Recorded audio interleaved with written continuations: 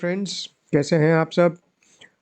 In this video we are going to discuss about a new section 194R which has been brought into force by the Finance Act 2022 with effect from 1st of July 2022 और ये नया section है इसलिए आने वाले exams के लिए important है। तो इस सेक्शन के बारे में हम बात करेंगे and this section deals with tax deduction at source मतलब TDS फ्रॉम एनी बेनिफिट और perquisite provided to a resident.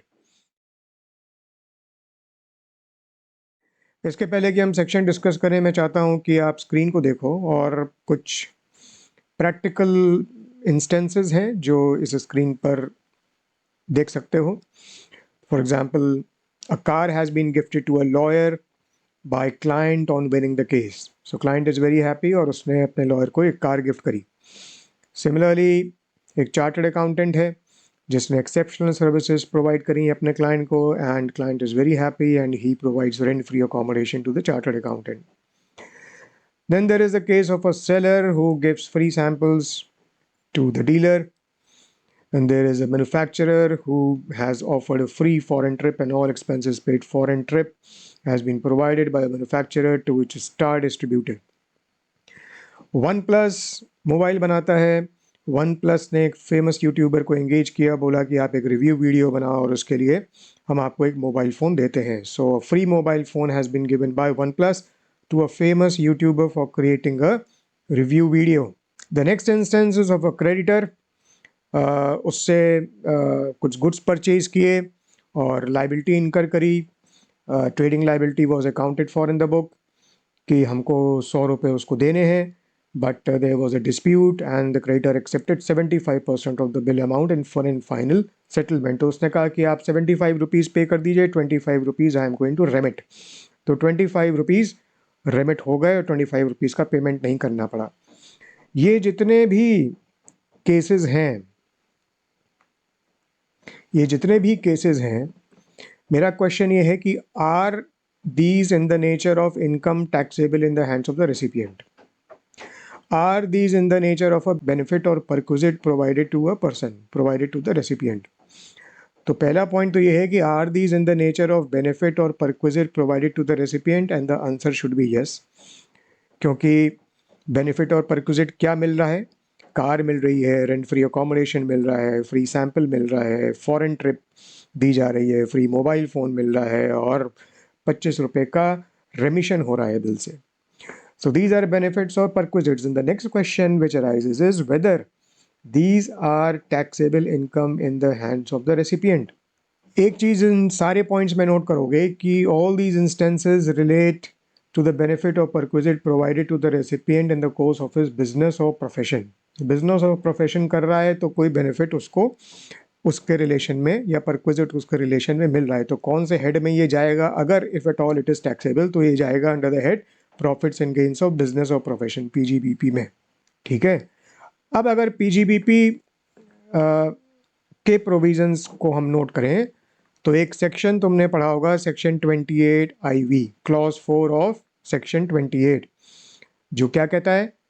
Value of any benefit और perquisite whether convertible into money or not and arising from business or the exercise of a profession is taxable whether it is contractual or gratuitous. तो ये taxable होगा। तो हमने जितने instances देखे वो benefit और perquisite माने जाएंगे, और since they are arising from business or the exercise of a profession, the value of those benefit or perquisites will be taxable under section 28 clause 4. यहाँ भी देखो एक illustration भी दिया हुआ है। For example, Ram, a chartered accountant, is gifted a car worth rupees 5 lakh by his client in view of exceptional services rendered to him, and therefore rupees 5 lakh is taxable in the hands of Ram as income under the head PGBP. Okay, तो ये तो हमने जो situations देखी यहाँ से यहाँ तक, वो 28 IV में टैक्सेबल हो जाएगी। अगर हम लास्ट सिचुएशन को देखें तो there is a trading liability and there is a remission of the trading liability to the extent of 25%. So this is also a benefit which has been given. इसके लिए हमने एक सेक्शन पढ़ा होगा note करो, section 41(1). Section 41(1) deals with what? It deals with recovery against deduction already allowed. और ये क्या बोलता है? दो कंडीशन सेटिस्फाई होनी चाहिए। एनी अलाउंस और deduction has been made for any year in respect of loss, expenditure और trading liability incurred by the assessee. तो हमारे केस में जब हमने गुड्स खरीदे थे तो हमने अपने अकाउंटिंग रिकॉर्ड्स में क्या उसको बोला? ट्रेडिंग लायबिलिटी को दिखाया, और we claimed a deduction on account of that on accrual basis.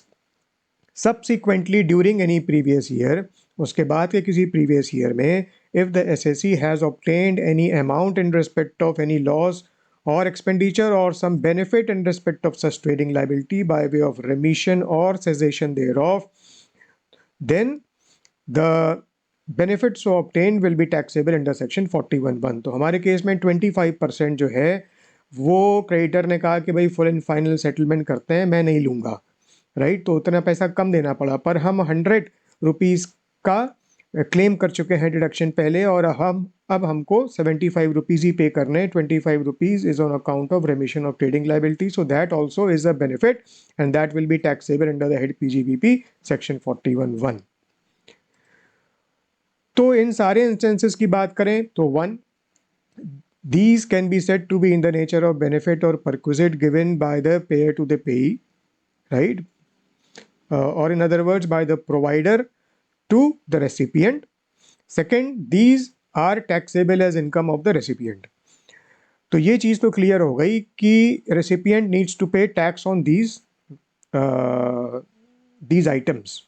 पर क्या ऐसा प्रैक्टिकली हर केस में होता है? प्रैक्टिकली अगर हम नोटिस करें तो कुछ केसेस में tax payers are honest enough to declare the value of these benefits or perquisites in their return of income, वो डिस्क्लोज करते हैं, वो डिक्लेयर करते हैं और उस पर टैक्स पे करते हैं। पर बहुत सारे ऐसे केसेस हैं जहाँ पर ये अनअकाउंटेड रहता है, वहाँ पर डिक्लेयर नहीं होता है। तो ऐसे केस में the government loses tax revenue even though these are in the nature of incomes, पर वो डिक्लेयर नहीं होती और उस पर टैक्स का पेमेंट नहीं किया जाता है। तो इसलिए the section has been introduced to provide for a mechanism of TDS on such benefit or perquisite। तो अब ये बोला गया है कि अगर ऐसा कोई benefit और perquisite प्रोवाइड हो रहा है तो tax will need to be deducted at source। That means the government is not willing to wait for the recipient to declare the value of such benefit or perquisite in the return and then pay tax। वो कह रहे हैं कि जो provider है, जो pair है, वो पहले ही उस पर टैक्स को डिडक्ट करके गवर्नमेंट के अकाउंट में उसका पेमेंट कर देगा, और अल्टीमेटली फिर उस टीडीएस का क्रेडिट लेने के लिए the recipient will have to file the return of income and declare the value in the return of income. तो this is the objective of section 194R। ये देखो क्या लिखा है, ऑल्दो बेनिफिट और perquisite referred under 194R is taxable under the head PGBP, जैसा हमने देखा, अंडर सेक्शन 28 IV और under other provisions. In many cases, the recipient does not report the receipt thereof in the return of income, leading to furnishing of incorrect particulars of income, and therefore the objective of 194R is to widen and deepen the tax base and ensure correct reporting of income। तो इस objective के साथ finance act 2022 ने 194R को introduce किया, और ये introduce हुआ 1 जुलाई 2022 से, 1 अप्रैल 2022 से इंट्रोड्यूस नहीं हुआ। ये नॉर्मली हम टीडीएस प्रोविजंस में देखेंगे कि जब एक कोई नया प्रोविज़न इंट्रोड्यूस होता है, जैसे पिछले साल 194Q था, फिर 194O वगैरह भी आए, तो उसमें हमने देखा होगा 1 जुलाई से वो इफेक्टिव होते हैं। और उसके पीछे का रीज़न ये है कि एक तो the government the CBDT the CBDT issues guidelines, वो सर्कुलर इशू करती है जिसमें कुछ गाइडलाइंस होती हैं in order to remove the difficulty as regards the implementation of that provision is concern. तो उसके लिए उनको टाइम चाहिए होता है गाइडलाइंस को ड्राफ्ट करके, फ्रेम करके, फिर इशू करने के लिए। And the second reason is that almost everything as far as income tax is concerned, the entire mechanism, the implementation is mostly done online these days, right, as you know। तो जब भी कोई नया provision introduce होता है इस type का, तो सिस्टम्स में चेंजेस करने पड़ते हैं। उसके लिए टाइम चाहिए होता है। तो अप्रैल मई और जून 2022 में अगर बेनिफिट और परक्विजिट प्रोवाइड हो रहा है तो 194 आर में टीडीएस नहीं कटेगा। 1 जुलाई 2022 से इफेक्टिव है, तो 1 जुलाई या उसके बाद अगर बेनिफिट और परक्विजिट प्रोवाइड हो रहा है तो ही टीडीएस 194 आर में कटेगा। अब प्रोविजंस को ब्रीफ में देखते हैं।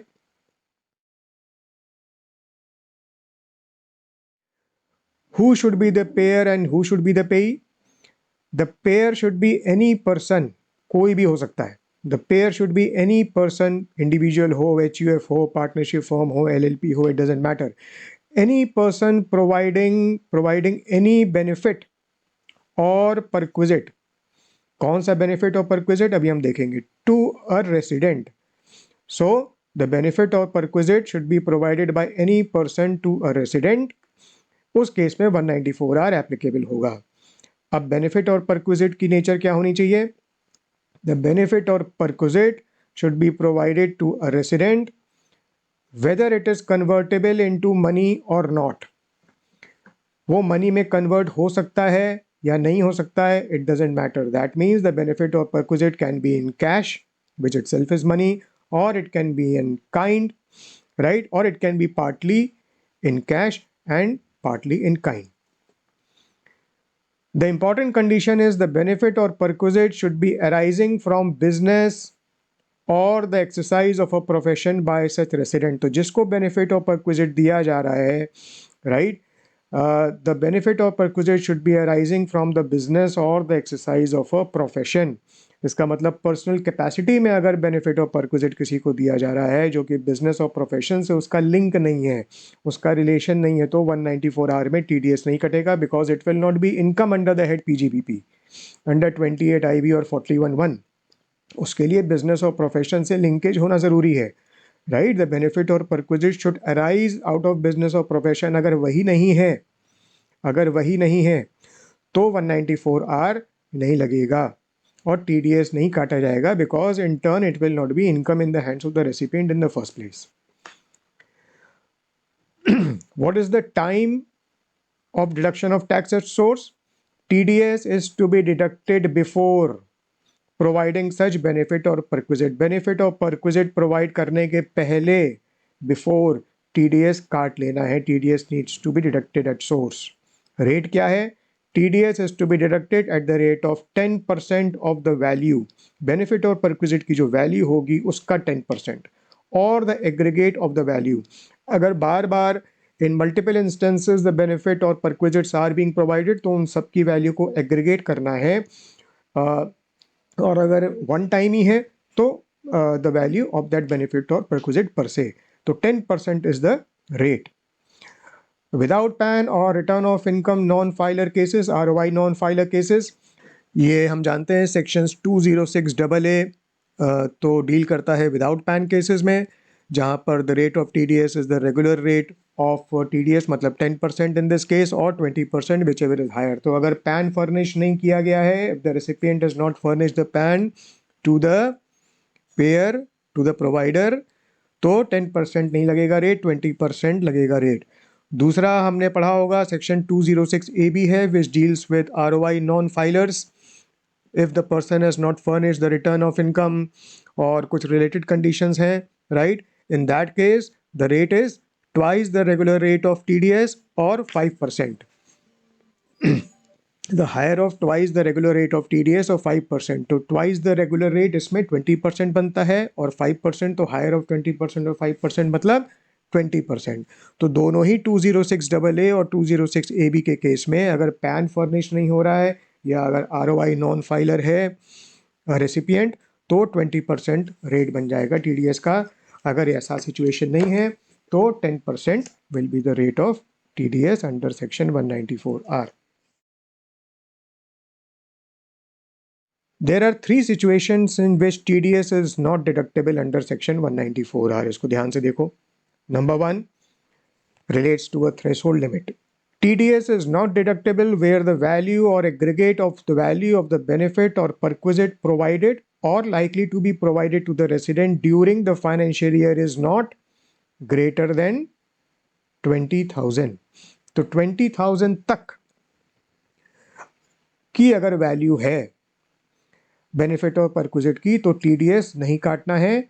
फाइनेंशियल ईयर के कॉन्टेक्स्ट में हमको देखना है। अगर एक फाइनेंशियल ईयर में 15,000 है और दूसरे फाइनेंशियल ईयर में 15,000 है, तो क्योंकि दोनों का मिला के 30,000 है, पर एक फाइनेंशियल ईयर में 20,000 से एक्सीड नहीं कर रही, तो दोनों ही फाइनेंशियल ईयर्स में टीडीएस नहीं कटेगा।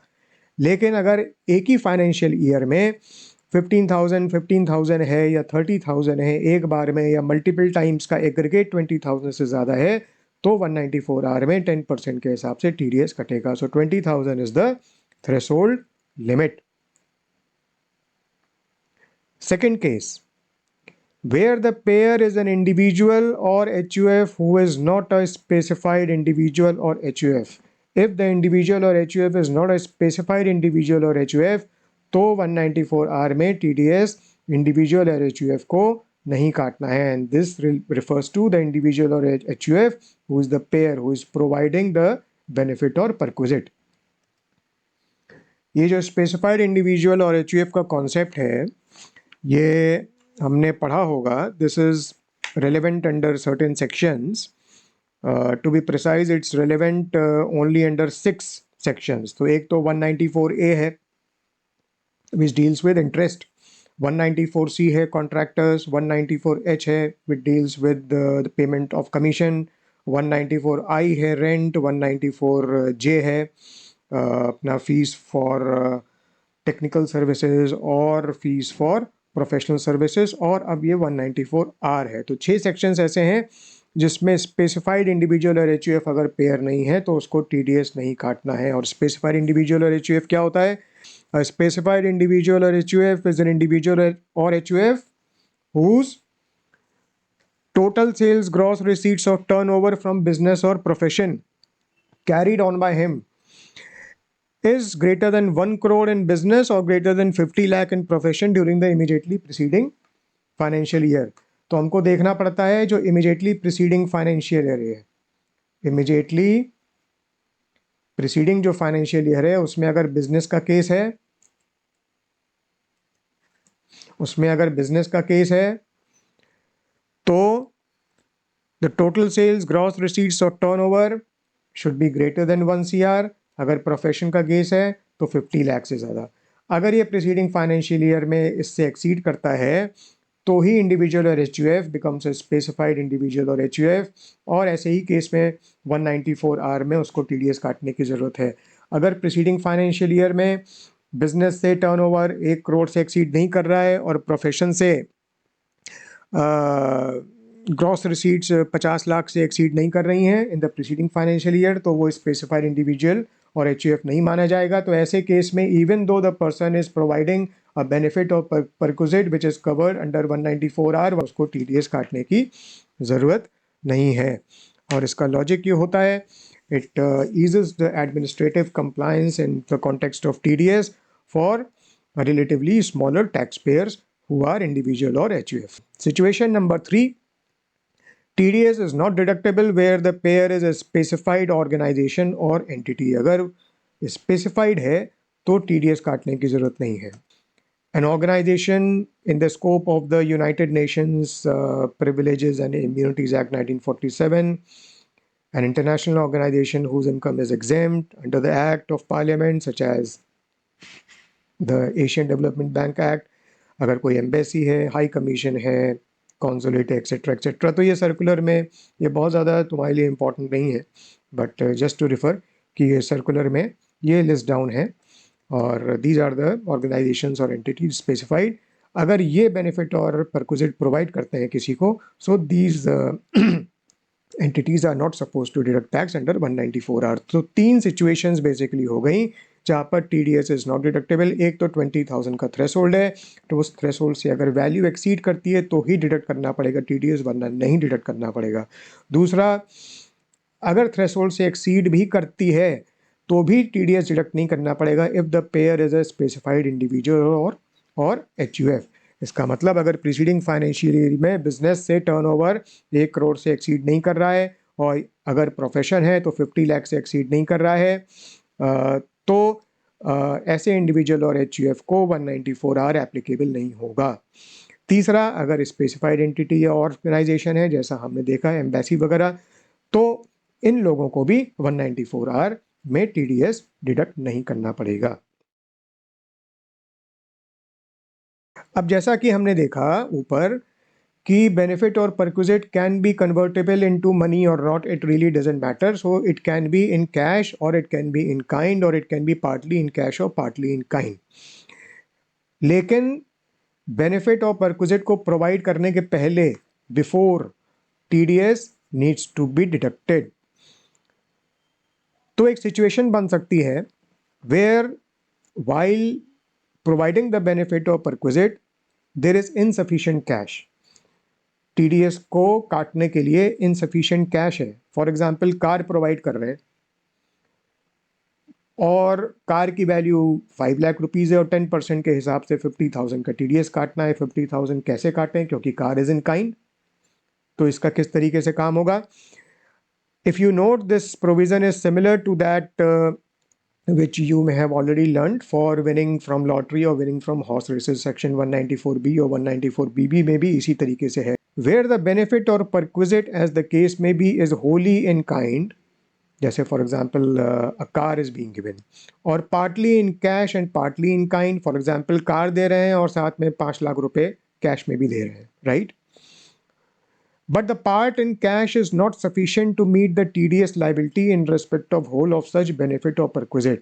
तो अगर हम सिर्फ कार दे रहे हैं तो कैश हम दे ही नहीं रहे, तो TDS जब हम सम ऑफ मनी का पेमेंट नहीं कर रहे तो TDS हम कैसे काटेंगे, right? So the part in cash is not sufficient. या अगर हम 5 लाख की कार दे रहे हैं और हम 10,000 रुपये कैश दे रहे हैं तो TDS तो हमको 50,000 रुपीज़ का काटना है और दे रहे हैं कैश 10,000। तो अगर हम पूरा 10,000 कैश ना भी दें और उसको एज हम TDS जमा कर दें तो भी 40,000 तो हमको और TDS काट के पे करना है गवर्नमेंट को। तो उसका कैसे ट्रीटमेंट होगा? तो कह रहे हैं the payer should ensure before releasing the benefit और परक्विजिट, कार को रिलीज करने के पहले या कार प्लस कैश को रिलीज करने के पहले क्या इंश्योर करना है पेयर को? That tax required to be deducted has been paid.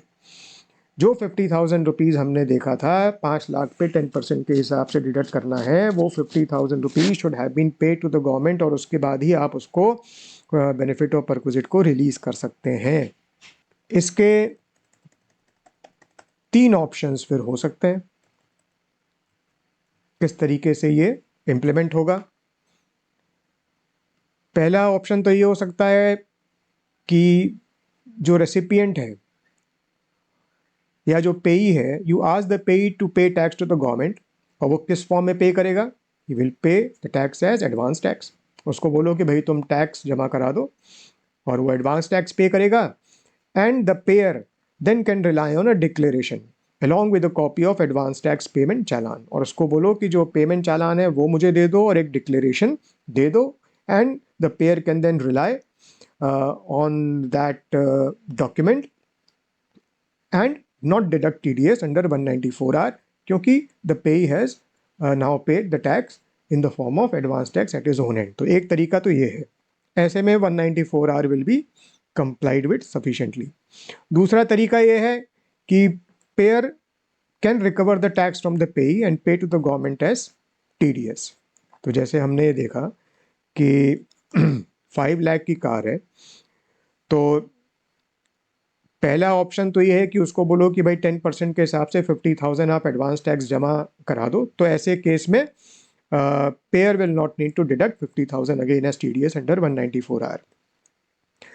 दूसरा ऑप्शन ये है कि 50,000 रुपीज़ आप रेसिपिएंट से या आप पेई से ले लीजिए और you then pay that amount to the government as TDS। तो आपको अपने पास से 50,000 रुपीज़ अलग से जमा कराने की ज़रूरत नहीं होगी। तीसरी सिचुएशन ये हो सकती है कि you don't take anything from the payee, because in many practical situations it may feel bad and it may not be practical and possible for the payer to ask the payee to give cash। तो इसलिए एक तरीका ये है कि the payer can then pay TDS from own pocket, कि भाई 50,000 rupees जो TDS है वो हम जमा करेंगे, so that will be an additional hit, but the payer then will take that into account while providing the benefit or perquisite।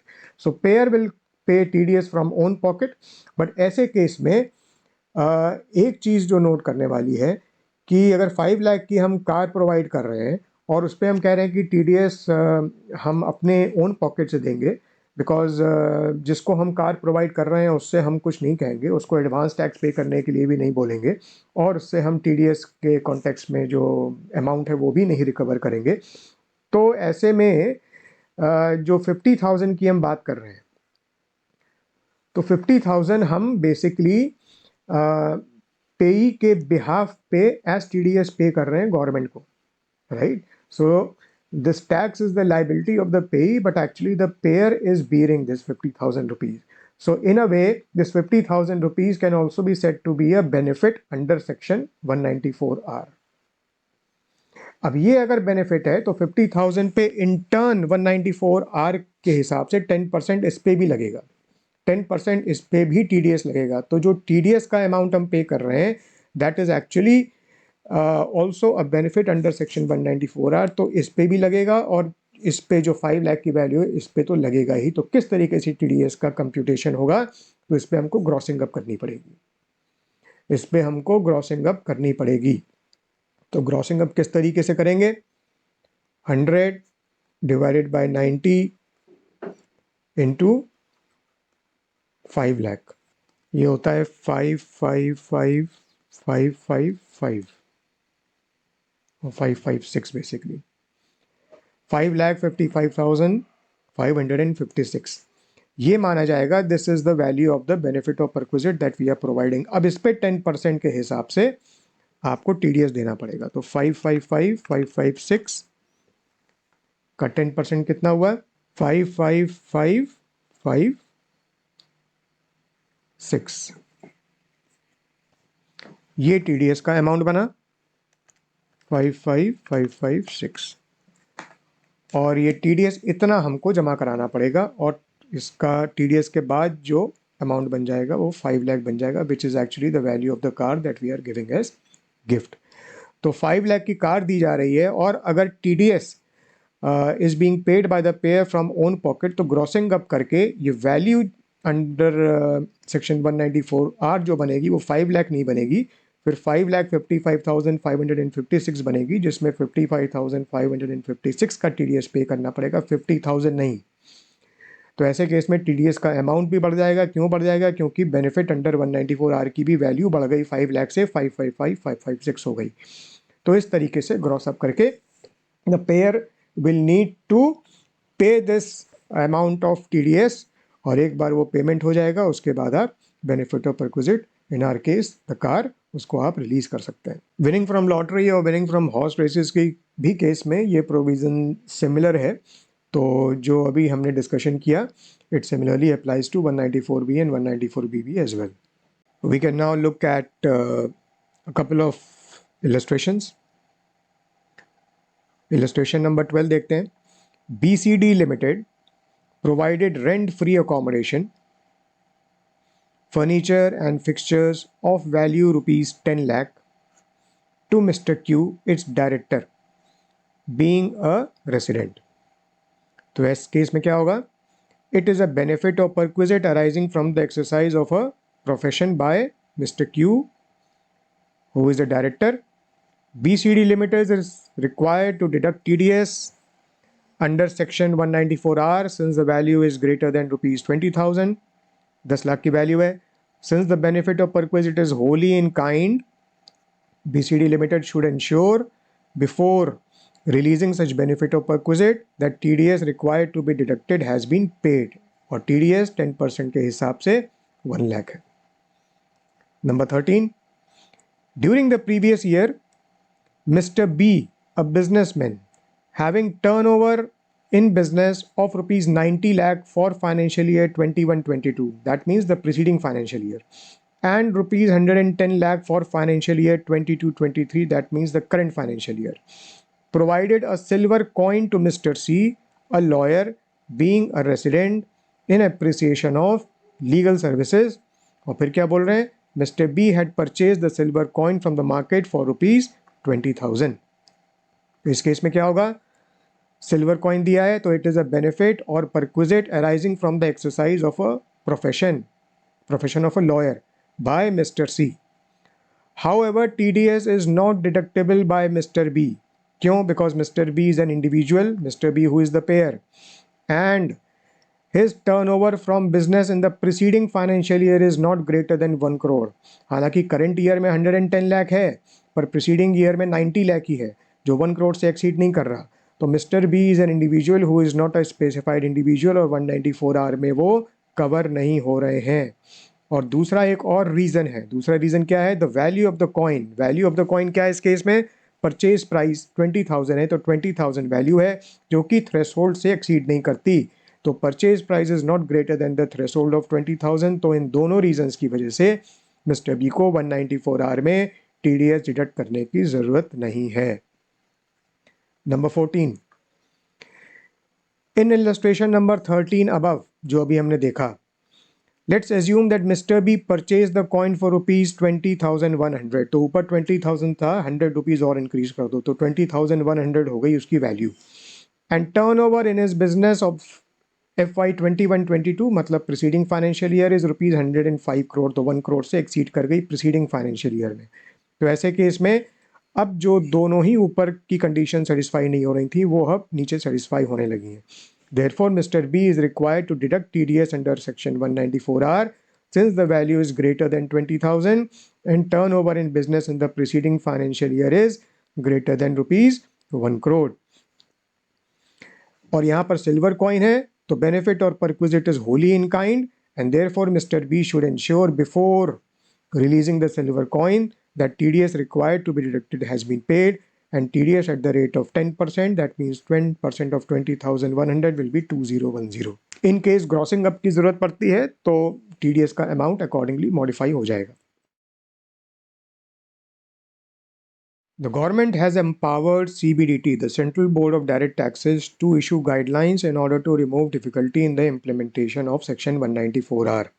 And accordingly, the CBDT has released two circulars basically, Circular 12 of 2022 and 18 of 2022. उसमें कुछ guidelines हैं, कुछ क्लेरिफिकेशंस हैं, और उन guidelines को हम एक एक करके क्विकली नोट कर लेंगे. Number 1, the question is that is it necessary for the payer to check if amount is taxable under Section 28 IV? जैसा कि हमने देखा कि 28 IV में रेसिपिएंट या पेई की वो इनकम टैक्सेबल होगी. तो जो पेयर है, क्या उसको चेक करने की ज़रूरत है कि वो पेई के हाथ में 28 IV में टैक्सेबल है कि नहीं? अगर टैक्सेबल होगी तो ही हमको TDS डिडक्ट करने की ज़रूरत है. अगर टैक्सेबल ही नहीं होगी रेसिपिएंट या पेई के हैंड्स में, तो फिर मुझको TDS डिडक्ट करने की ज़रूरत क्यों है? तो मैं TDS डिडक्ट नहीं करूँगा. तो is it really necessary for the payer to check? And the CBDT has clarified that it is not necessary. आपको TDS डिडक्ट करना पड़ेगा. The amount could be taxable under any other section like 41(1) etcetera. 28 IV में भी हो सकता है, 41(1) में भी हो सकता है, as we discussed at the beginning of this video.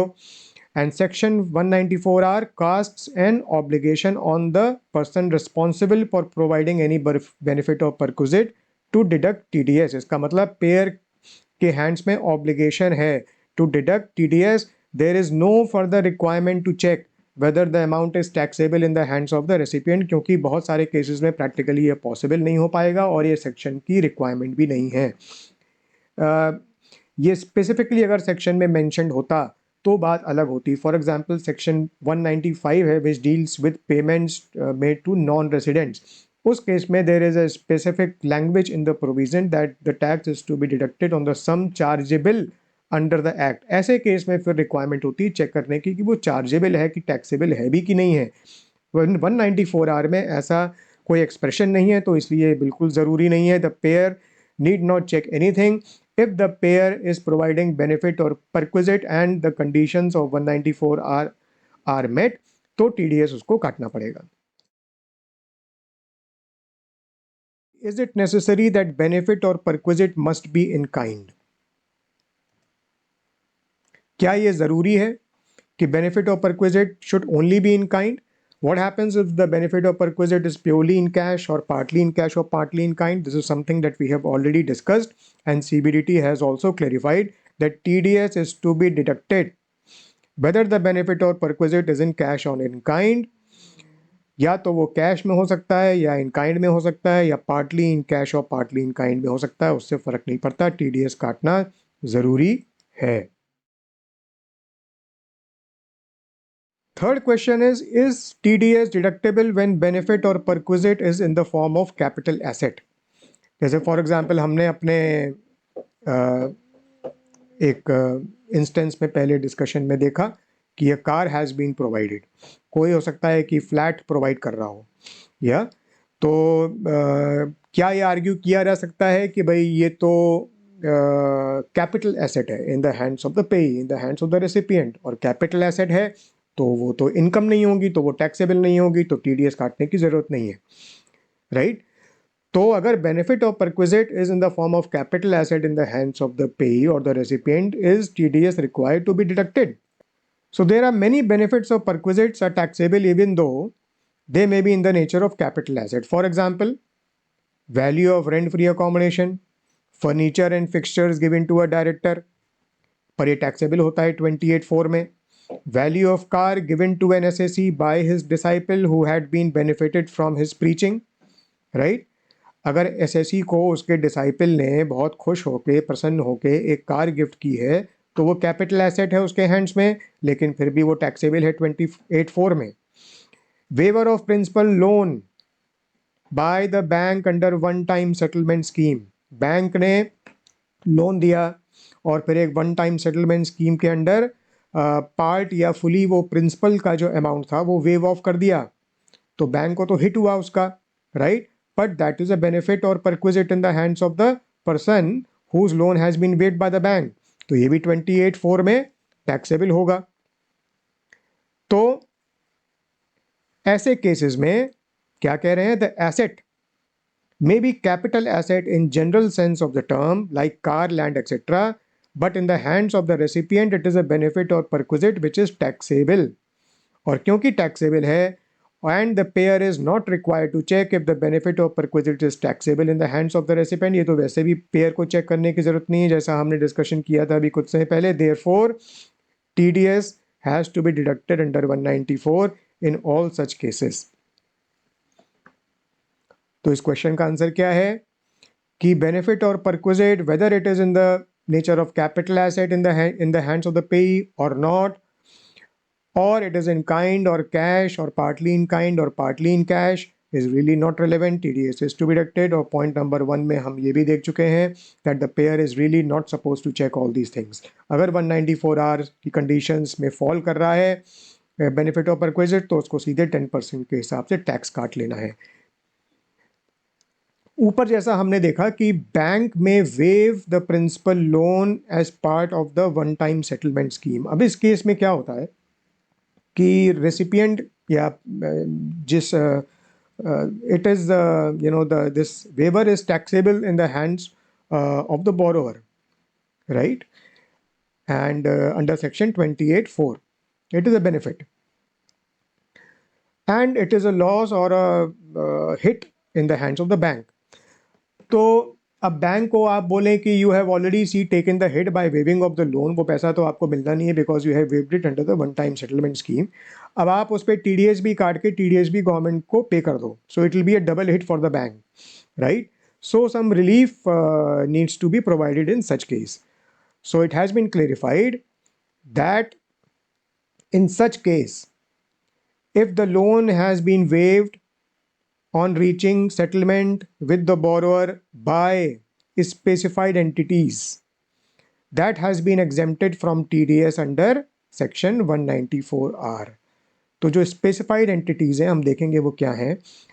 In their cases they need not deduct TDS under 194R if they have waived the loan taken by the borrower under a settlement scheme.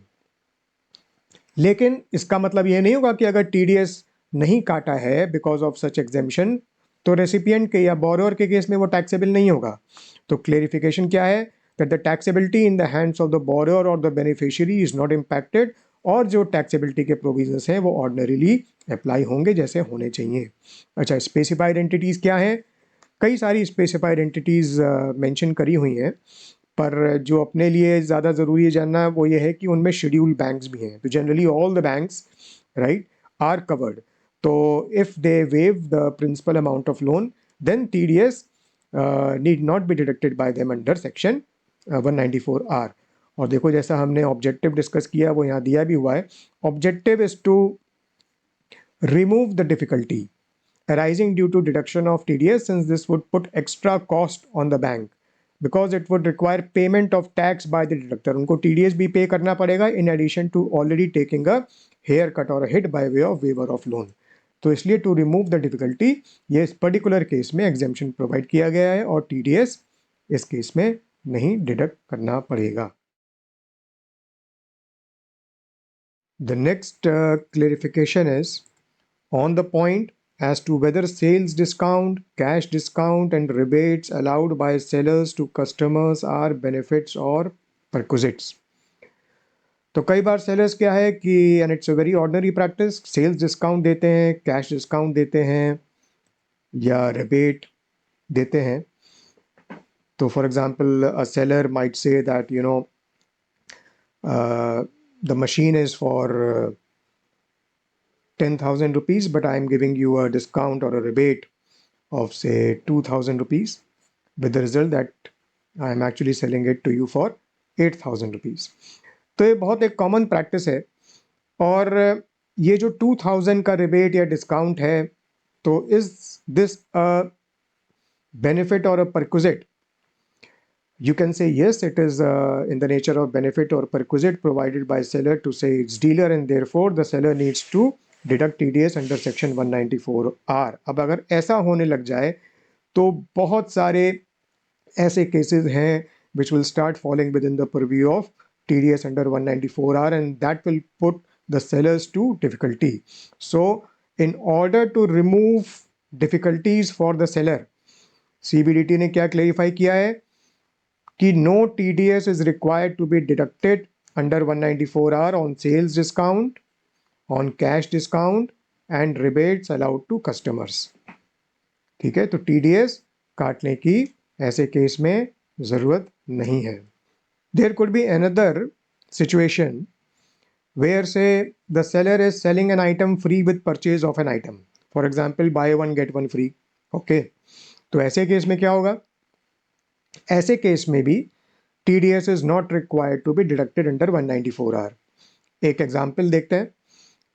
The seller offers 2 items free with purchase of 10 items priced at ₹12 each. Okay, तो 10 items हैं और 12 each 120 के हैं, but the seller says कि I will give you 2 more items.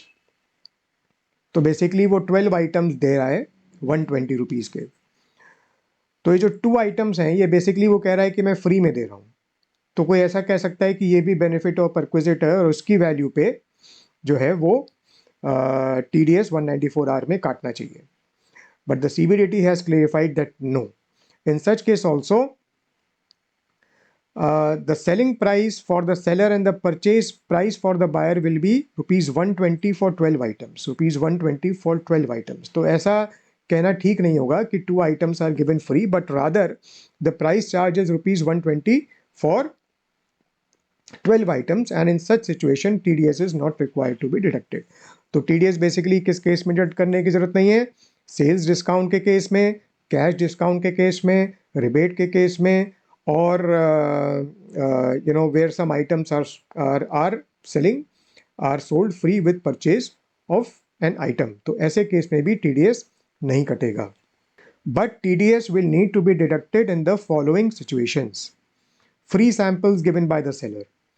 Free samples cannot be constituted as a sales discount or cash discount or rebate. So those free samples, the value of those samples will be constitute as a benefit or perquisite on which TDS will need to be deducted. So this is out of the purview of exemption. Then there could be other benefits provided by the seller in connection with the sale. For example, the seller may give some incentive not being in the nature of discount और rebate, क्योंकि discount और rebate पे तो TDS नहीं काटना है जैसा हम देख चुके हैं। तो और टाइप के इंसेंटिव्स दिए जा सकते हैं इन फॉर्म ऑफ कैश और kind, such as car, TV, computers, gold coin, mobile phone etcetera. So in that case also 194R में TDS काटना पड़ेगा। There could be another situation also where a person sponsors a trip for the recipient or his or her relatives on achieving certain sales targets.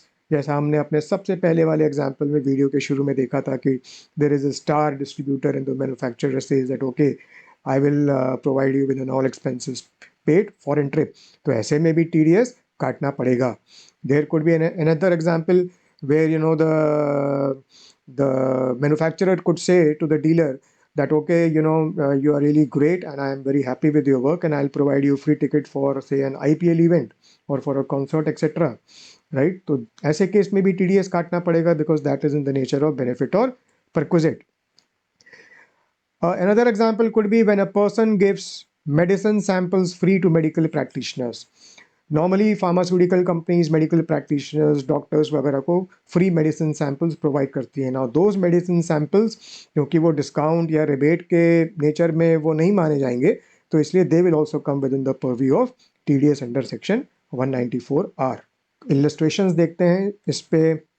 Number 15, mega mall private limited, तो private limited company है, sold 20 TV sets priced eight ₹20,000 each, okay, at a rebate of 25%. तो 5,000 का rebate हर TV set पे है, तो effectively 15,000 का sale किया है TV sets, 20 TV sets to CK and company who is a resident and its dealer. तो ये रिबेट है और payee is a resident and this benefit or perquisite is arising on account of business.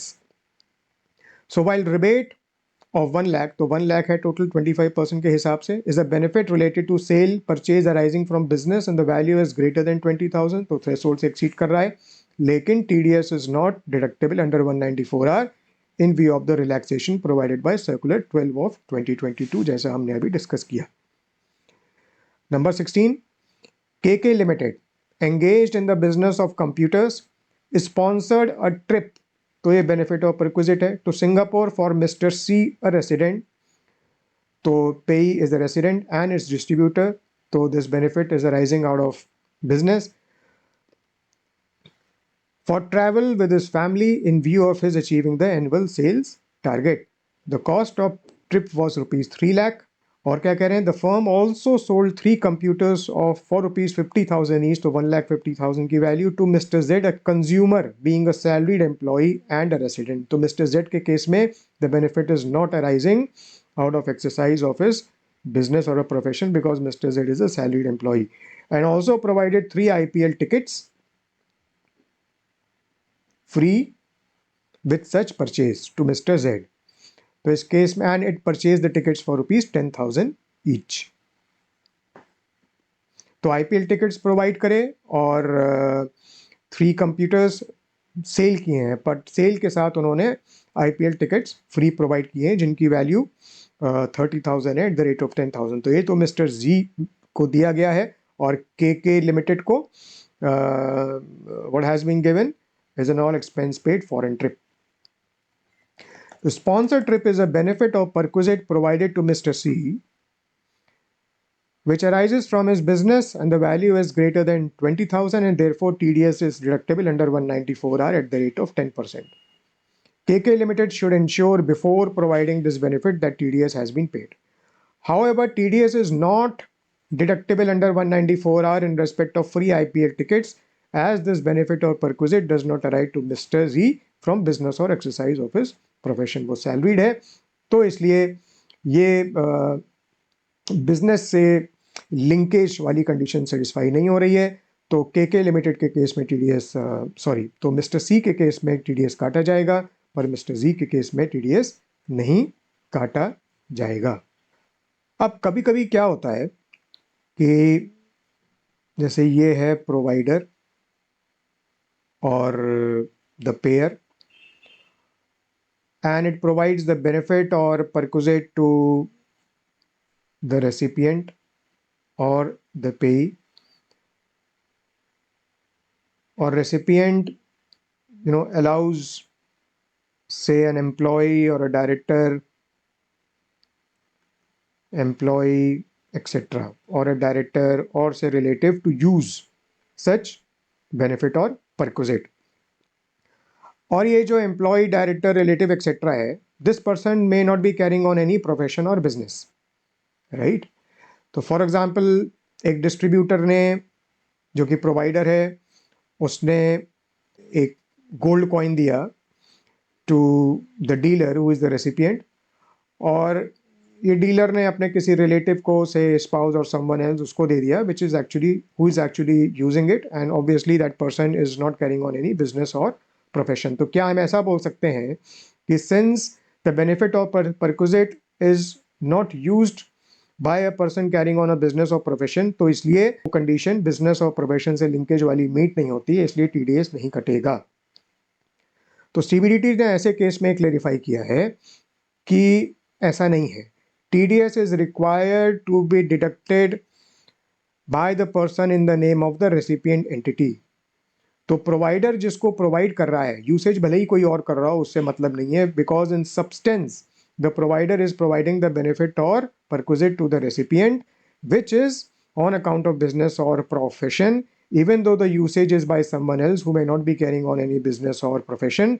In substance, the benefit has been provided. In substance, the benefit has been provided by the person to the recipient entity. तो इसलिए TDS उस पे कटेगा. इस context में example देखते हैं. Mr. D is a employee of Ford Hospital, Mumbai. Farm Limited is a pharmaceutical company engaged in manufacture of medicine, and Farm Limited provided free medical samples to Mr. D. Okay. तो Mr. D is an employee of Ford Hospital, और Farm Limited ने Ford Hospital की बजाय Mr. D को directly कुछ free medical samples provide किए, जैसा कि हम ऊपर देख चुके हैं कि they are in the nature of benefit और perquisite covered under 194R. Farm Limited charges ₹50,000 from its customers for such medicine. तो ये बन गई बेनिफिट की वैल्यू. So value of benefit of perquisite is ₹50,000, being the price charged from customers for the medicines, and TDS is required to be deducted under section 194R by Farm Limited in the hands of Ford Hospital, as the benefit of perquisite is provided to Mr. D on account of him being the employee of Ford Hospital, and thus in substance क्या है कि mister D को भले ही वो directly provide हो रहा हो, लेकिन क्योंकि मिस्टर डी को फोर्ड हॉस्पिटल के एम्प्लॉय होने के कारण, उसकी वजह से, उसके रिलेशन की वजह से प्रोवाइड हो रहा है, तो actually in substance, in effect, who is the recipient? Ford hospital is the recipient, and therefore benefit is और perquisite is provided to Ford hospital, and therefore TDS is to be deducted in the hands of Ford Hospital by Farm Limited. तो ये position बनेगी. Subsequently, Ford Hospital may treat this as benefit or perquisite as perquisite given to Mr. D, its employee under section 17. तो क्योंकि Mr. D Ford Limited के employee हैं, और in effect substance में sequence क्या हो रहा है इवेंट का, तो farm limited is providing the free samples to Ford hospital. तो फोर्ड हॉस्पिटल के हैंड्स में फार्म लिमिटेड ने TDS काट लिया. अब फोर्ड हॉस्पिटल, ऐसा हम कह सकते हैं कि Ford hospital is now giving the samples to mister D who is the employee of Ford hospital. तो it then becomes a perquisite chargeable under the head salaries under section 17, और इसलिए now Ford hospital can deduct TDS under 192 on the value as per section 192, right? तो क्या होगा? Thus the benefit of perquisite would be first taxable. ये पहले taxable होगा in the hands of Ford Hospital, ठीक है, जिसके जो अंडर सेक्शन 28 में टैक्सेबल होगा, और जिसके कॉन्टेक्स्ट में TDS फार्म लिमिटेड काट लेगा अंडर सेक्शन 194R, और and then Ford hospital will then be allowed deduction as salary expenditure, क्योंकि उसने एज परक्विजिट प्रोवाइड किया है मिस्टर डी को, तो मिस्टर डी के हैंड्स में वो सैलरी इनकम बन जाएगी, फोर्ट हॉस्पिटल के केस में वो एक्सपेंडिचर बन जाएगा। तो एक तरफ से एक हैंड से उसकी इनकम बनी, पर दूसरे हैंड से फोर्ट हॉस्पिटल का एक्सपेंडिचर बन गया, और अल्टीमेटली क्या होगा कि this income will be taxable in the hands of mister D under the head salaries. दस ultimately the amount would get taxed in the hands of Mr. D, the employee, and not in the hands of Fort Hospital. This will be the effect of the transaction. अब Fort Hospital can get credit of TDS, क्योंकि TDS काट लिया गया है in the hands of Fort Hospital by Farm Limited, तो the Fort Hospital will be able to get the credit of TDS deducted of rupees 5,000 under 194R. Right? अच्छा, इसमें 20,000 की जो थ्रेशोल्ड होगी वो मिस्टर डी के हैंड्स में देखी जाएगी कि फोर्ट हॉस्पिटल के हैंड्स में देखी जाएगी। In effect mister D is not the recipient, in effect and in substance the recipient of the benefit of perquisite is actually Fort Hospital. तो 20,194 आर में जो थ्रेशोल्ड है वो रेसिपिएंट एंटिटी मतलब फोर्ट हॉस्पिटल के हैंड्स में देखी जाएगी। अगर वो एक्सीड करती है तो 194 आर में काटा जाएगा, अगर वो एक्सीड नहीं करती है तो TDS 194 आर में नहीं काटा जाएगा। अगर सिंगल इंस्टेंस है तो सिंगल इंस्टेंस में वैल्यू देखी जाएगी, अगर multiple instances over the financial year तो एग्रीगेट वैल्यू थ्रेशोल्ड के कॉन्टेक्स्ट में देखी जाएगी। अब इसी में थोड़ा सा मॉडिफिकेशन करते हैं। In the above illustration which we discussed, let's assume that Mr. D is working as a consultant in Fort Hospital, not as an employee but as a consultant. So similar to what we discussed above, TDS is required to be deducted under 194R if the benefit or perquisite is provided to a doctor who is working as a consultant in the hospital, right? Similar situation बनेगी। अब उस case में क्या होगा, farm limited में deduct TDS under 194R with Ford hospital as recipient, जैसा कि हमने ऊपर देखा, एंड देन फोर्ट हॉस्पिटल। अब क्योंकि फोर्ट हॉस्पिटल ऊपर वाले केस में फोर्ट हॉस्पिटल जब मिस्टर डी को दे रहा है तो वी कॉल्ड इट टैक्सेबल और covered under the head salaries, जिसमें 192 के अंदर TDS काटना है फोर्ट हॉस्पिटल को, right, in the hands of mister D, and ultimately it becomes taxable under the head salaries in the hands of mister D. पर यहाँ पर मिस्टर डी एम्प्लॉय नहीं है, कंसल्टेंट है, तो क्या चेंज होगा कि फोर्ट हॉस्पिटल में then again deduct TDS under 194R for providing the same benefit or perquisite to Mr. D, the consultant, right? तो पहले तो Farm Limited will deduct TDS under 194R in the hands of Fort Hospital, क्योंकि Fort Hospital को वो benefit in substance provide कर रहा है, और Mr. D Fort Hospital के consultant हैं, तो Mr. D is carrying on a profession, तो Fort Hospital को भी फिर 194R के अंडर TDS काटना पड़ेगा on the same value because those free medical samples are then provided by Fort Hospital not to its employee but to Mr. D who is now the consultant. तो क्योंकि वो consultant है तो profession का case आ गया, तो 194R फिर से लगेगा, तो दो लेक्स में 194R में सेम अमाउंट का TDS काटा जाएगा।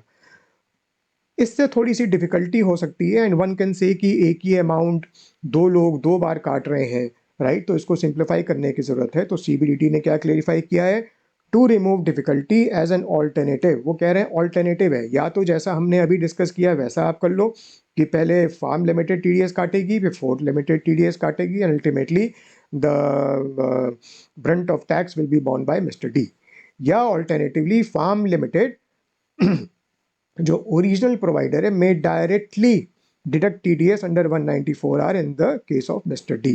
तो एक ही लेग में ये डायरेक्ट काम हो जाएगा और दो बार TDS काटने की जरूरत नहीं होगी। तो यहाँ पर CBDT ने कहा है कि there are two options and either of them can be followed and both are okay.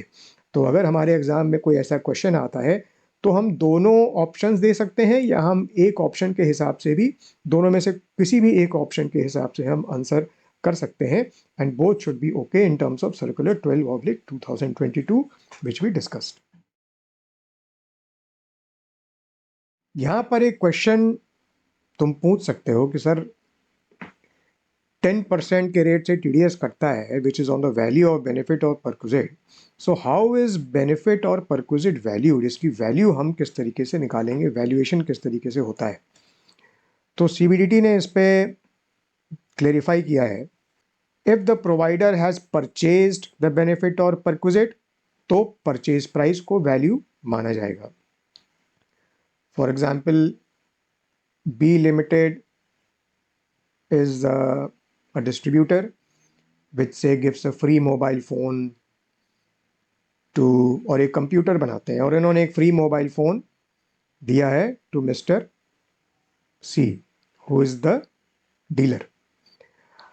अब ये मोबाइल फ़ोन इन्होंने मार्केट से परचेज़ किया और से उन्होंने 50,000 का परचेज़ किया और मिस्टर सी को दे दिया. तो ऐसे केस में since B limited purchase visit and gave to mister C, 50,000 will be the value और इस वैल्यू पे टीडीएस लगेगा. If say B Limited was the manufacturer of mobile phone, right?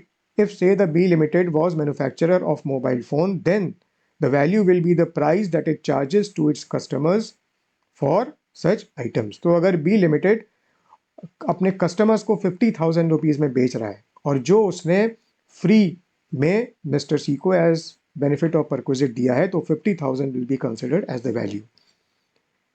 In any other situation, the fair market value will be the value. For example, foreign trip है. अब foreign trip ना तो purchase करी है ना manufacture करी है obviously, तो उसकी fair market value will be the value on which TDS will apply. अगर जीएसटी भी चार्ज हो रहा है then GST will not be included for the purpose of valuation of benefit of perquisite, right? क्योंकि GST पे TDS 194R में नहीं लगेगा. तो अगर जीएसटी का कंपोनेंट है तो जीएसटी को एक्सक्लूड करके जो उसकी वैल्यू है उस वैल्यू पे टीडीएस विल बी कंप्यूटेड. कई बार क्या होता है कि सोशल मीडिया इन्फ्लुएंसर्स को कुछ प्रोडक्ट्स दिए जाते हैं for marketing, for advertising etcetera. तो उस केस में टीडीएस की क्या पोजीशन रहेगी?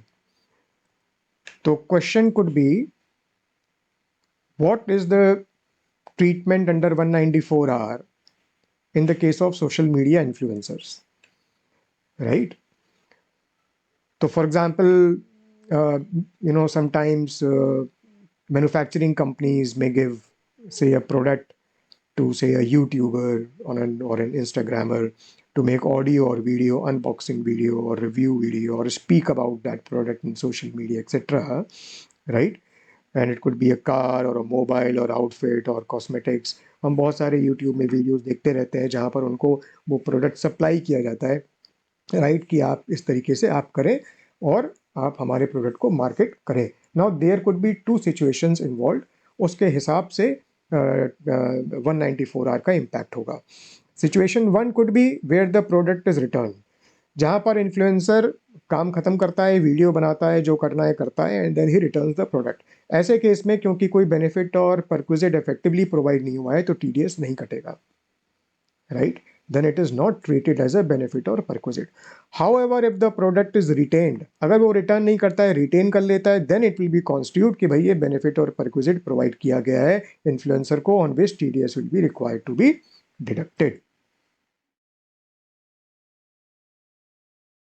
We will now look at a situation where out-of-pocket expenses has been incurred by, say, a service provider in the course of rendering service, and there is reimbursement of such out-of-pocket expense. तो जो reimbursement हो रहा है out-of-pocket expense का, क्या वो benefit और perquisite है जिसपे TDS काटने की जरूरत है, राइट? तो एक सर्विस प्रोवाइडर है जो सर्विस प्रोवाइड कर रहा है, जैसे चार्टर्ड अकाउंटेंट है तो वो सपोज ऑडिटिंग कर रहे हैं या कंसल्टेंसी सर्विसेज प्रोवाइड कर रहे हैं और वो out of pocket expenses, travel, boarding, lodging etcetera में वो एक्सपेंसेस इनकर करते हैं और क्लाइंट रीइंबर्स करता है एक्सपेंडिचर. तो वो जो क्लाइंट रीइंबर्समेंट कर रहा है, इज दैट अ बेनिफिट और perquisite on which TDS is to be deducted under section 194R? That is basically the question that is to be answered. Better समझ में आएगा अगर हम एक एग्जाम्पल देखें. Example number 19. Mister Y a resident and a consultant based out of Delhi. तो mister Y resident हैं और वो एक कंसल्टेंट हैं, ठीक है? एंड तो ऐसे यहाँ बना लेते हैं, ये मिस्टर वाई हैं, ये कंसल्टेंट है दिल्ली में। He is rendering service to X limited for a consultancy fee of ₹1,00,000। तो एक्स लिमिटेड को ये सर्विस रेंडर कर रहे हैं, जिसके लिए एक्स लिमिटेड इनको फीस पे करेगा 1,00,000 की। Okay. In the course of rendering the service, mister Y has to travel to Bangalore. For this purpose, he pays ₹25,000 for boarding and lodging expense incurred exclusively for the purposes of rendering the service to X Limited. तो ये बैंगलोर जाते हैं mister Y, और ये एक hotel में रुकते हैं, और वहाँ ये होटल को पे करते हैं ₹25,000। ओके, सर्विस प्रोवाइड करने के लिए पैसा खर्चा करते हैं। अब ये जो 25,000 है, ये एक्स लिमिटेड मिस्टर वाई को रीइंबर्स कर देता है। एक्स लिमिटेड मिस्टर वाई को ये 25,000 रीइंबर्स कर देता है। अब ये जो 25,000 एक्स लिमिटेड ने रीइंबर्स किया, इस पे क्या एक्स लिमिटेड को टीडीएस काटना पड़ेगा 194R में? तो काटना पड़ेगा अगर ये बेनिफिट और परक्विजिट है which has been provided to mister Y in the exercise of his business और प्रोफेशन, राइट। अगर ये बेनिफिट और परक्विजिट नहीं है तो फिर नहीं काटना पड़ेगा। तो क्वेश्चन डिटर्मिनेशन के लिए ये है कि इज दिस अ बेनिफिट और perquisite provided by x limited. तो इसका एक रूल है पता करने का कि बेनिफिट और परक्विजिट कब माना जाएगा। बेनिफिट परक्विजिट तब माना जाएगा जब ये होटल को पे करने की रिस्पॉन्सिबिलिटी या लाइबिलिटी किसकी थी? मिस्टर वाई की थी। अगर लाइबिलिटी मिस्टर वाई की थी और एक्स लिमिटेड ने ये 25,000 रीइंबर्स किए, तो वो बेनिफिट माना जाएगा, क्योंकि देना तो मिस्टर वाई को था पर दे दिया एक्स लिमिटेड ने। इन अ कॉन्वर्स सिचुएशन, अगर मिस्टर वाई की लाइबिलिटी ही नहीं थी, अगर मिस्टर वाई को देना ही नहीं था पर उन्होंने दे दिया, राइट, और लाइबिलिटी एक्स लिमिटेड की थी, देना एक्स लिमिटेड को था पर दे दिया मिस्टर वाई ने, और एक्स लिमिटेड ने फिर 25,000 रीइंबर्स किए, तो क्या ये कह सकते हो कि ये मिस्टर वाई को कोई बेनिफिट प्रोवाइड किया गया है? भाई मिस्टर वाई ने तो एक्स लिमिटेड के बिहाफ पर पैसा दिया जो उसको वापस मिल गया। तो ऐसे केस में टीडीएस क्यों लगेगा? टीडीएस तब लगेगा जब मिस्टर वाई की लाइबिलिटी थी लेकिन एक्स लिमिटेड ने उसको बियर किया। That means it is a benefit which X limited provided to mister Y. तो देखना यह पड़ेगा कि बिल किसके नाम से है, इनवॉइस किसके नाम से है। If the invoice for the hotel expenses is in the name of mister Y, तो ऐसे केस में इसका मतलब अब एक्स लिमिटेड जो पेमेंट कर रहा है उस पर टीडीएस काटना पड़ेगा, because it is now a benefit और परक्विजिट। तो ये जो फीस है 1,00,000 की जो एक्स लिमिटेड पे करेगा मिस्टर वाई को, मिस्टर वाई की ये इनकम बनेगी, और इस इनकम को कंप्यूट करने के लिए मिस्टर वाई के नाम पर अगर इन्वॉइसिंग हो रही है तो मिस्टर वाई की लाइबिलिटी है, तो mister Y will book this 25,000 as expenditure and it will claim this expenditure against 1,00,000। तो 75,000 उसकी इनकम बनेगी जिस पे उसको टैक्स देना पड़ेगा, राइट। तो fees of ₹1,00,000 is his income and 25,000 is his expenditure deductible from such income.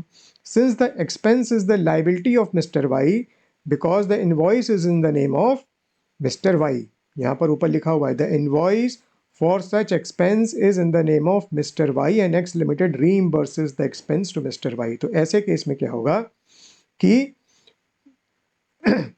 it will be a benefit or perquisite provided by X Limited to Mr. Y on which TDS will be deductible under 194R at the rate of 10%.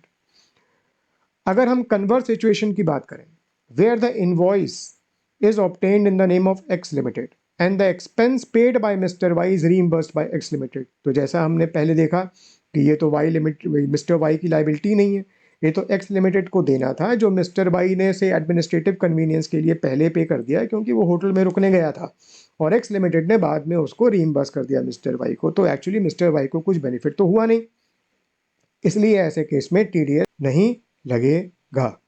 In such case since the expense paid by mister Y is incurred wholly and exclusively for the purpose of rendering services to X Limited and the invoice is in the name of X Limited, reimbursement will not be considered as benefit perquisite for the purpose of TDS. ठीक है, तो देखना हमें ये पड़ेगा कि liability किसकी है। तो ऊपर एक बार चलते हैं और देखते हैं कि सीबीडीटी ने एक्चुअली इस पर क्लेरिफाई क्या किया है। तो देखो, so any expenditure which is the liability of a person carrying out business और प्रोफेशन, हमारे केस में अगर वो इनवॉइस मिस्टर वाई के नाम पे था तो मिस्टर वाई की लाइबिलिटी है, and mister Y is carrying on a profession of consulting. If made by the other person, हमारे केस में एक्स लिमिटेड था, then it is in effect benefit or perquisite provided by the second person X limited to the first person Mr. Y in the course of business profession of Mr. Y on which TDS is deductible under section 194R। ठीक है, ये position बनती है। अब कभी कभी क्या होता है कि तुम देखोगे कि फॉर एग्जांपल मिस्टर वाई जो सर्विस प्रोवाइड कर रहे हैं दैट फॉल्स अंडर से 194C और 194J, तो 194C और 194J में भी TDS को डिडक्ट करना पड़ेगा एक्स लिमिटेड को, राइट। और जो एक्स लिमिटेड को TDS डिडक्ट करना पड़ेगा वो सिर्फ 1 लाख पे नहीं करना पड़ेगा, 1,25,000 पे करना पड़ेगा। जितना पेमेंट किया जा रहा है उस पर करना पड़ेगा। वाई? बिकॉज 194 और C और 194J में अगर तुम नोट करोगे then the TDS is on the gross amount of bill, because the words used are on the sum paid. तो एक्स लिमिटेड जो भी सम पे कर रहा है उस पर TDS लगेगा। तो TDS under 194C and 194J is on the gross amount of the bill including reimbursement for actual expenses। तो ऐसे केस में हो सकता है कि अल्टीमेटली TDS 194 में भी 194R में भी काटना पड़े और 194C या J में भी काटना पड़े, तो डबल TDS का डिडक्शन हो जाएगा। तो ऐसी सिचुएशन को अवॉइड करने से के लिए CBDT ने क्लेरिफाई किया है कि if TDS has been deducted under those provisions, मतलब अंडर 194C और J, then no further liability to deduct is there under 194R। तो अगर 194C या J में TDS को डिडक्ट कर लिया गया है तो फिर दोबारा 194R में TDS को डिडक्ट करने की जरूरत नहीं है, to prevent double deduction of TDS on the same amount. Now we will look at a situation where sometimes manufacturers or distributors or companies may call conference etc, say a dealer conference, and then incur expenditure in those conferences for the delegates। तो ऐसे में जो expenditure इनकर हो रहा है, can one say that it is in the nature of benefit और perquisite on which TDS is to be deductible. तो क्वेश्चन क्या है, is dealer conference to educate the dealers about products of company a benefit और perquisite जिसपे TDS काटना पड़ेगा। तो अगर बेनिफिट और परक्विजिट है तो TDS काटना पड़ेगा, अगर नहीं है तो नहीं काटना पड़ेगा। तो CBDT ने क्या क्लेरिफाई किया है कि expenditure will not be considered as benefit और परक्विजिट, तो TDS नहीं काटना पड़ेगा। पर वो कौन से केसेस हैं, where the conference is held with the prime, मतलब मेन ऑब्जेक्ट, मेन ऑब्जेक्टिव क्या होना चाहिए, to educate dealers and customers. तो अगर education is the prime objective तो ऐसे केस में एक्सपेंडिचर का नेचर बेनिफिट और परक्विजिट की तरह नहीं है, तो TDS नहीं काटना पड़ेगा। तो कुछ इंस्टेंसेस प्रोवाइड किए हुए हैं, the conference should be to educate the dealers और customers about say new products being launched, say discussion as to how the product is better than the others, अपने प्रोडक्ट के बारे में ज़्यादा इंफॉर्मेशन देने के लिए। 3 for obtaining orders from dealers customers, कि भाई आप सब आओ and then we will obtain orders from you, right. 4 teaching sales techniques to the dealers और customers. 5 addressing queries of the dealers customers। 6 reconciliation of accounts with dealers or customers। in cases में it may not be properly said that it is in the nature of benefit or perquisite which the company is providing to the dealer or customer and therefore expenditure is not amenable to TDS under 194R। और इसके लिए ये ज़रूरी नहीं है कि A to Z सारे dealers को इनवाइट किया जाए, right? Depending on the nature and the type of conference, the company will decide who to invite and who not to invite। तो सारे डीलर्स आ रहे हैं कि पर्टिकुलर क्लास या कैटेगरी के डीलर्स आ रहे हैं, उससे इम्पैक्ट नहीं पड़ेगा। तो अगर main purpose is to educate then TDS will not be required to be deducted. लेकिन if such conference is only for select dealers और customers who have achieve particular target, उनको इंसेंटिवाइज करने के लिए बहुत ही सेलेक्टेड एक पर्टिकुलर कैटेगरी या क्लास नहीं, सेलेक्ट डीलर्स और customers who have achieve particular targets, तो फिर हो सकता है टीडीएस पे एग्जेम्पशन नहीं मिले, and then the facts will have to be analysed and it may be possible to say that it is a benefit और perquisite provided to those select dealers और customers and therefore TDS needs to be deducted, right.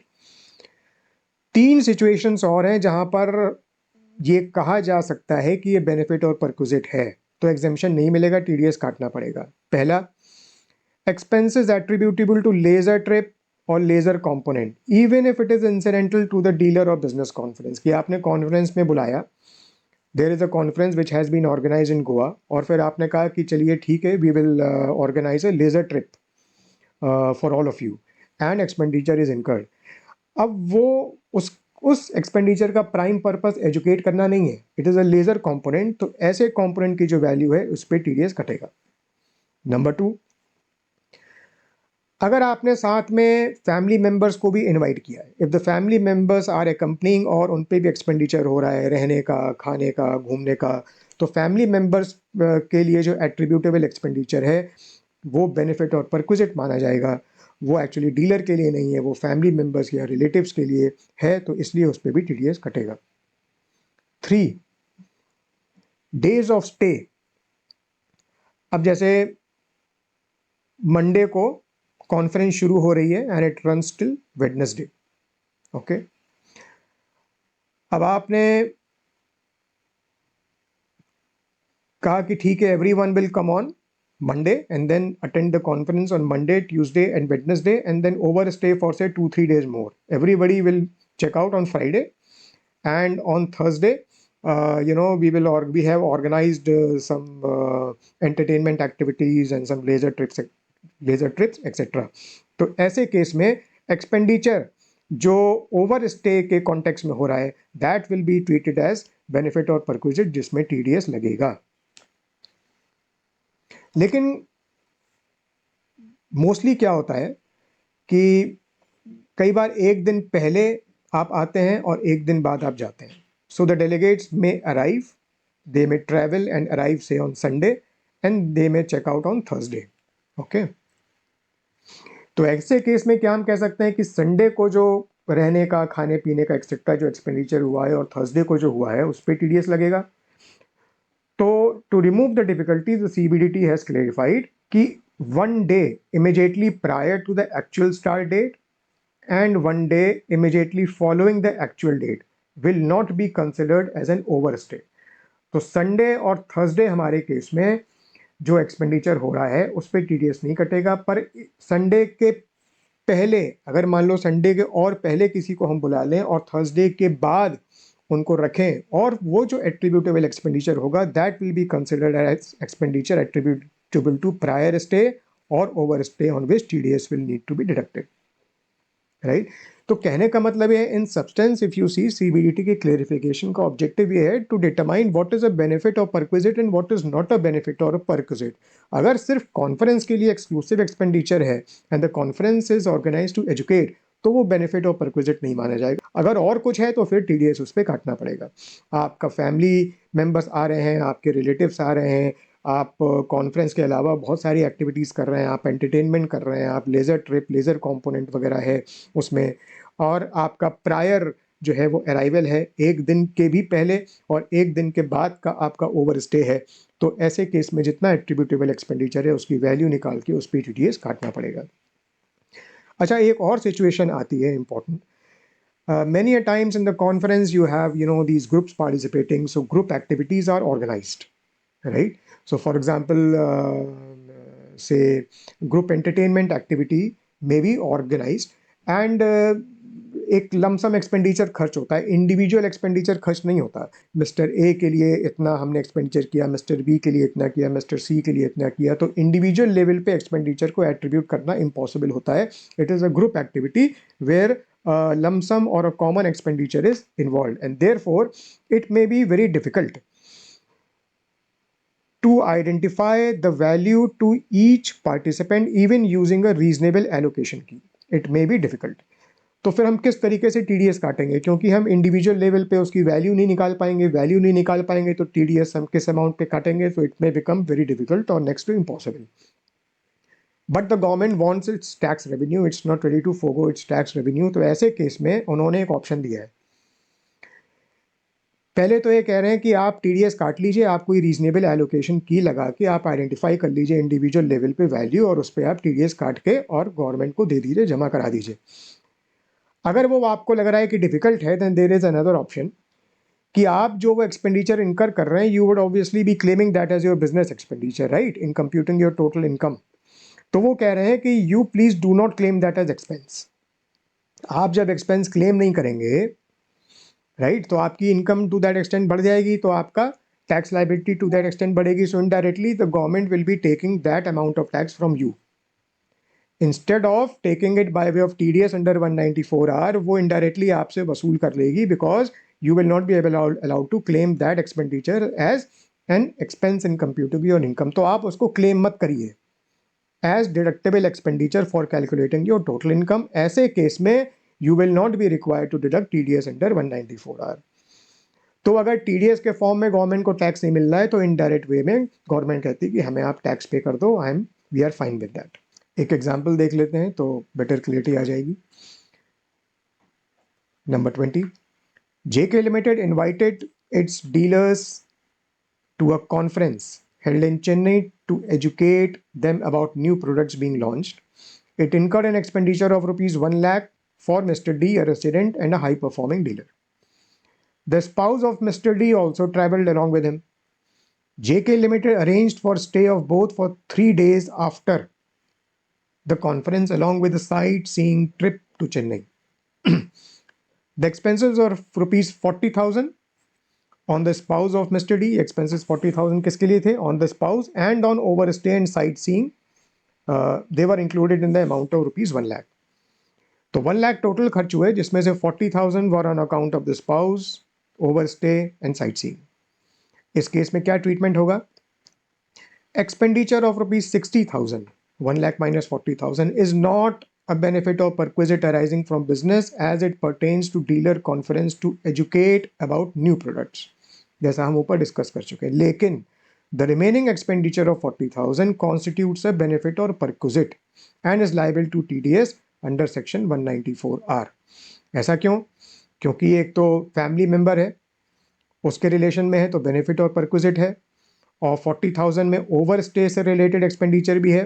That means एक दिन बाद के बाद वाला stay, that is the over stay, उससे related expenditure भी है और साइट सीइंग भी है. And both are to be treated as in the nature of benefit or perquisite. And since the value of this benefit or perquisite of 40,000 is greater than 20,000, TDS is deductible at the rate of 10%. The next point is regarding depreciation. जैसे हमने ऊपर देखा कि even if the benefit or perquisite is in the nature of capital asset, right, which may be a depreciable asset, तो भी TDS काटा जाता है 194R में. तो क्वेश्चन ये उठता है कि डेप्रिसिएशन किस वैल्यू पे क्लेम किया जाएगा, उसकी एक्चुअल कॉस्ट एसेट की क्या होगी, जिसपे सेक्शन 32 में डेप्रिसिएशन हम क्लेम कर सकते हैं, और कर भी सकते हैं कि नहीं कर सकते. तो for example, company A gifts a car to its dealer B who uses the car in his business. ठीक है, तो कंपनी क्या करेगी? Company A will deduct TDS on gifting of car under 194R. ठीक है, and the dealer B will include this as benefit as income in his return. तो जो value है जिस पे TDS काटा है, dealer B will include this benefit as income in his return. So that value will be deemed, it would be deemed that the actual cost of the car for the purposes of section 32 shall be the amount of benefit included by dealer B as income in his return.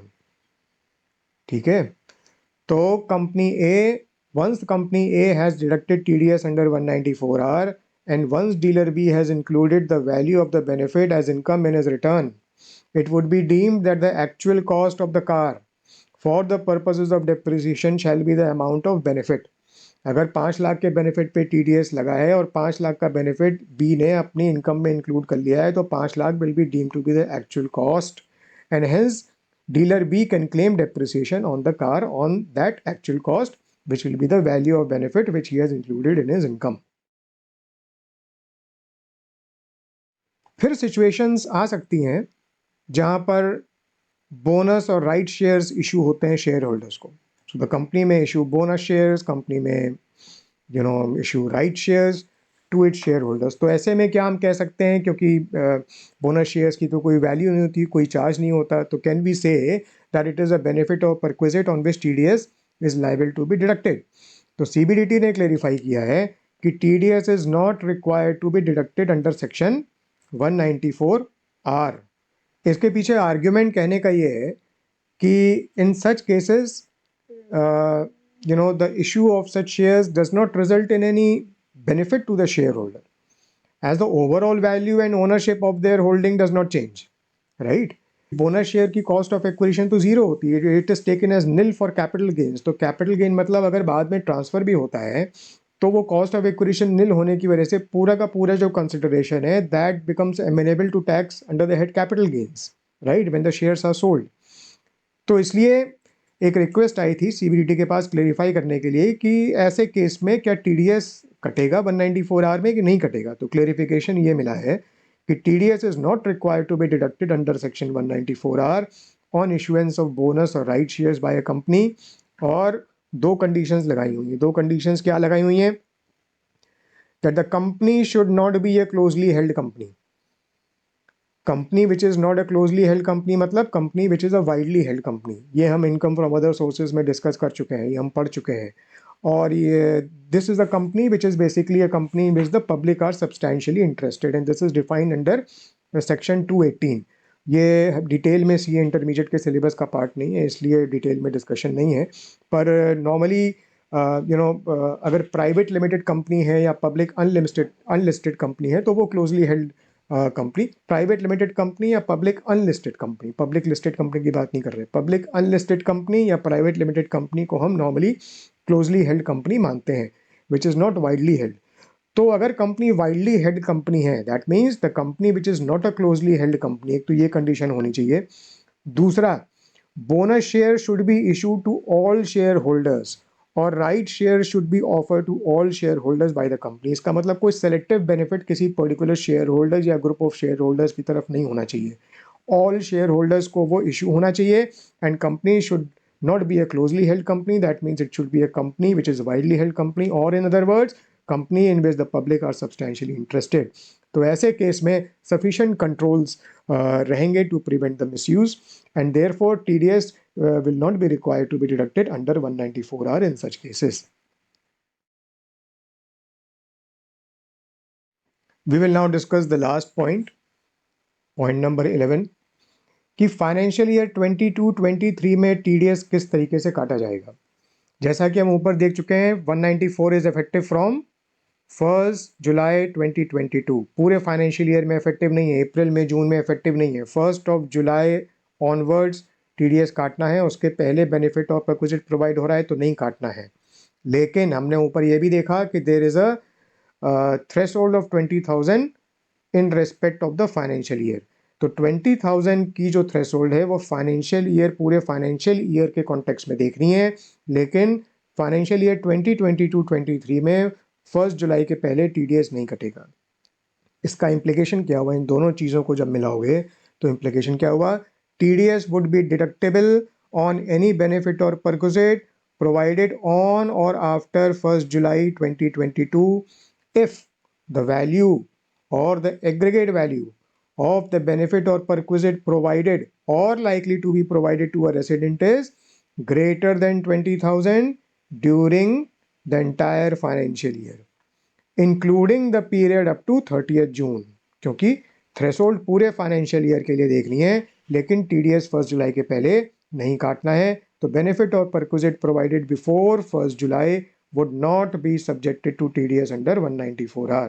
Clear? इसका एक example देख लेते हैं तो clear हो जाएगा.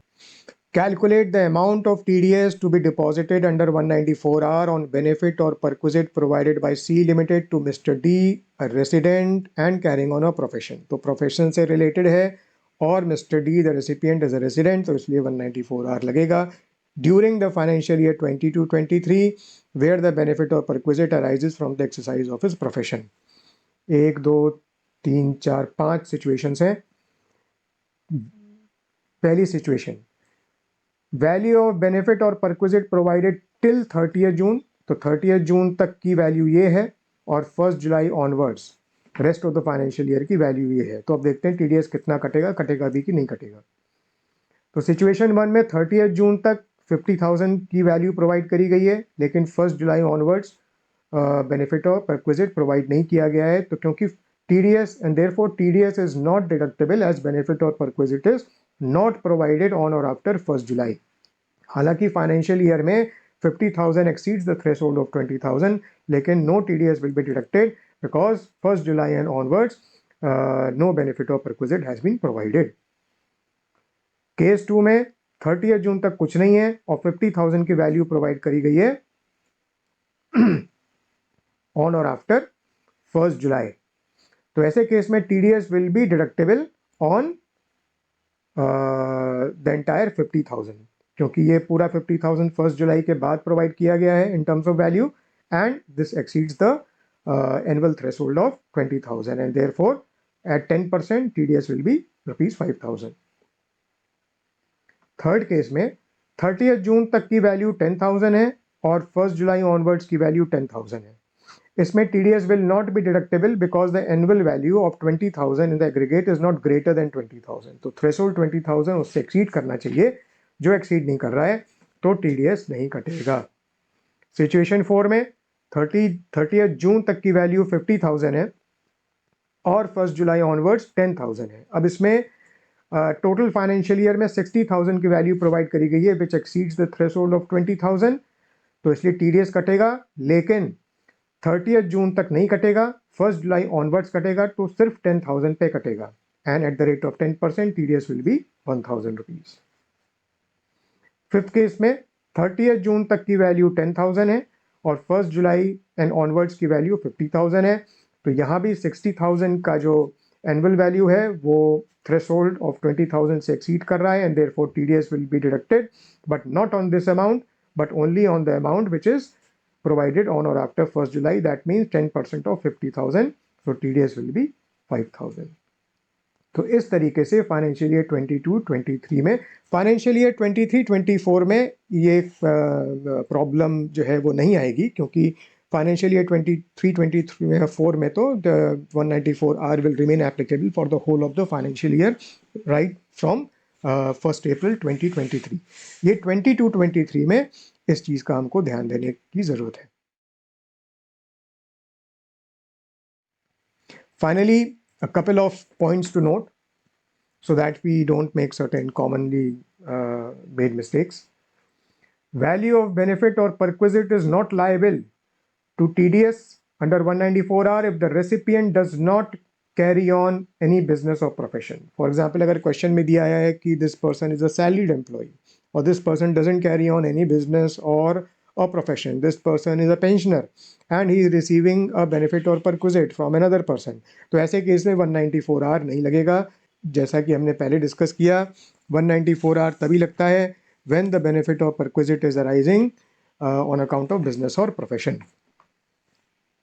Second point, value of benefit or perquisite is not liable to TDS under 194R if it does not arise from the business or the exercise of profession of the recipient.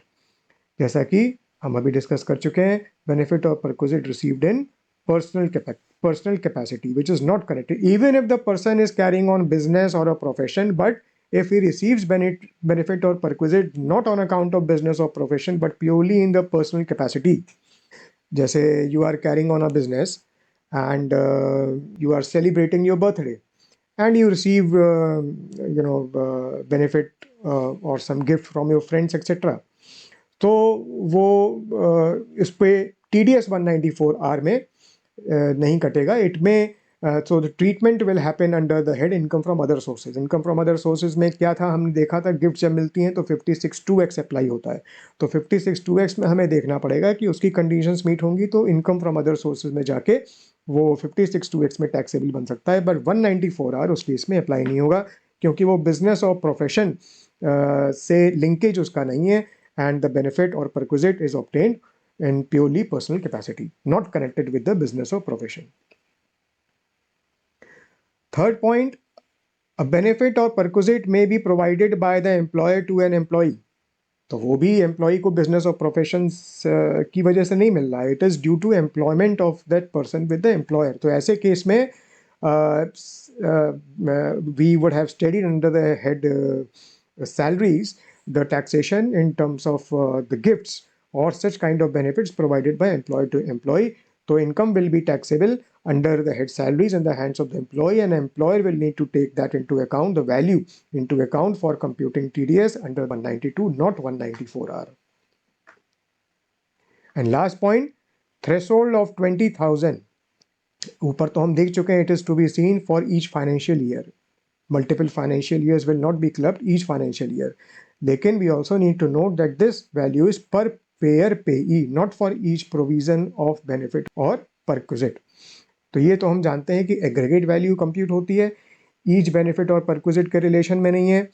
और it is also qua payer and payee. For example, if C limited provides benefit of value say 20,000 to A and 20,000 to B and 20,000 to C. तो किसी भी case में C limited A, C limited B और C limited C, इन तीनों ही cases में 20,000 से exceed नहीं कर रहा है तो C limited will not need to deduct TDS under 194R even if the entire value provided by C limited per se is more than 20,000 being 60,000. तो पर पेयर पेई एंड पर फाइनेंशियल ईयर ये वैल्यू को, इस थ्रेशोल्ड को देखना है.